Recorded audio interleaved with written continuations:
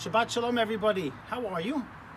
This is our fourth Friday, our fourth Shabbat, that we will be officially closed physically, but virtually the shul doors are open. And I wanted to do my video blog before Shabbat outdoors so you can remember what the shul looks like. And very soon, please God, join us inside and walking through the doors physically.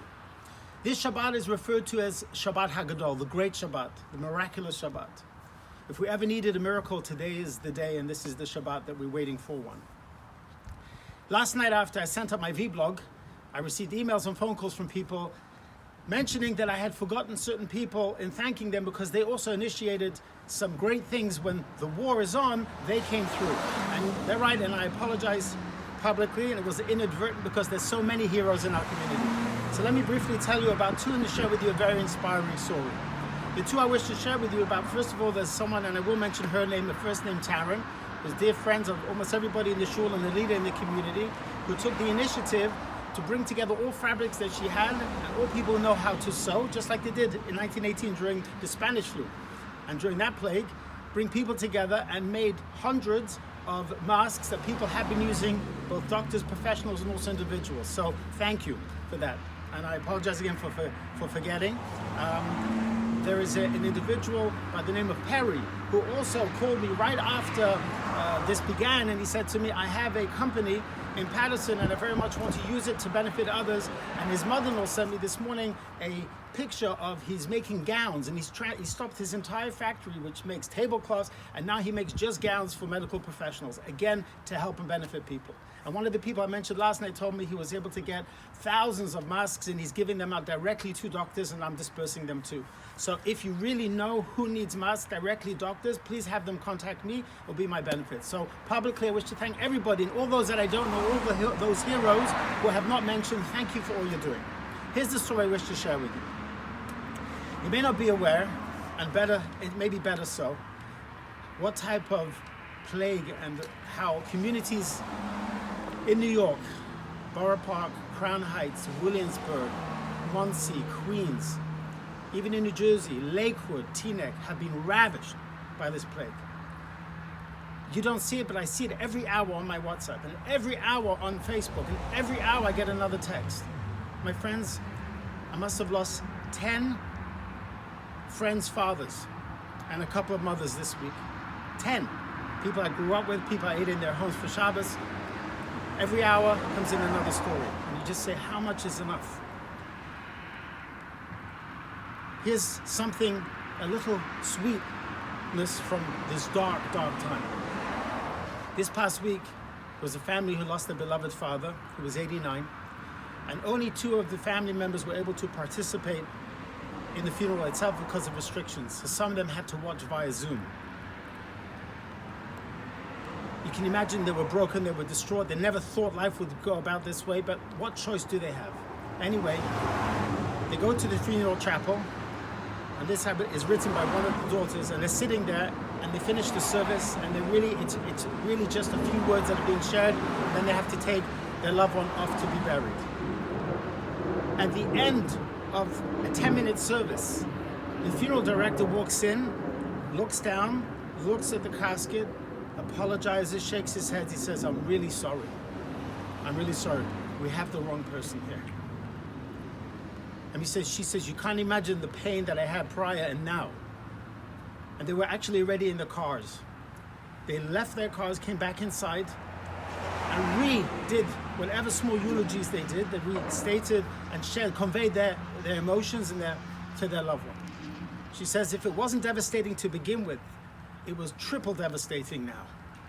And she says there was nothing that could comfort her, not from the passing, not from the fact that nobody was there, and additionally from the fact that they had evoked all their emotion to the wrong person. And the funeral home, unfortunately, can't be considered a failure in this case, just because, can you imagine the hundreds that they're getting in? In fact, they're going out of their way to accommodate so many to do it in a dignified manner. And I want to give them a special thank you too. So she says, but she received a phone call later, and this really was some type of blessing from the darkness. That the individual who they had eulogized over while conveying their message to their father was what we refer to in Judaism as mace mitzvah. which means someone who passed away from a mitzvah that it is incumbent upon the community to bury this individual and to share nice words. This person who passed away was an elderly gentleman, alone in his apartment, and the little family they had could not make it in, and nobody was there to eulogize them, so they were given the mitzvah of just taking him to his burial plot, the funeral home, and burying him. He was not supposed to be there and receive a eulogy because there was nobody from his family there. And here she was told that this individual, who was a mace mitzvah, who nobody was going to eulogize and remember, had some beautiful words shared over him, just as she had shared over her father. And she says, I am certain that much of what I shared to my father applied to this man too. And at least he was able to have some respectful words conveyed to him, even if it wasn't directly his children. Can you imagine how deep one needs to dig to find that level of emotion, that level of grace, that level of compassion, to find someone who eulogized the wrong person but was able to find a blessing in the fact that they were able to bless someone and convey words of praise and eulogy to someone who didn't have anyone physically, any family members there physically to be there with them. This is the type of energy and resource and the digging deep that we are doing as a Jewish people and also as a greater collective people. We're digging deep, we're searching deep within ourselves. What can we do to bring about something good, something blessing, something better than we are?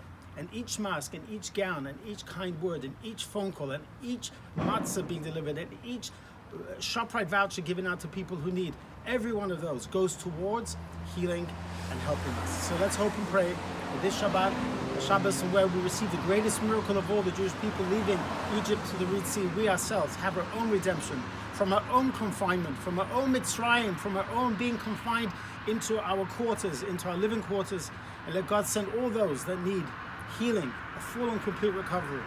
The various family members, extended family members of ours who are going through, and respirators who are going through challenging times. I'm sure there's many people that you know, people in the community have personally told me they have lost friends already. How come we're not? We're a close-knit community. Let's hope and pray that everyone who needs healing receives God's healings and blessings. They return home safely to their family. God should protect the medical wealth, healthcare professionals, because they are dedicating their lives to us.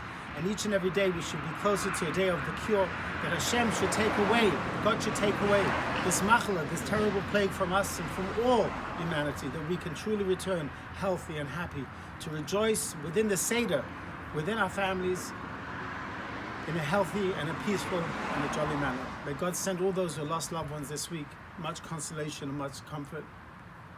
And may God send all those struggling with other health issues this Shabbat healing and blessings. I love you all. I wish you a Shabbat Shalom from Chana and our family.